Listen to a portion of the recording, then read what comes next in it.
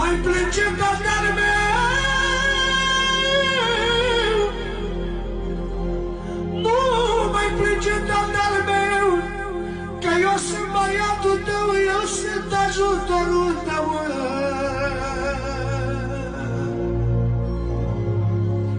Nu mai plânge mama mea,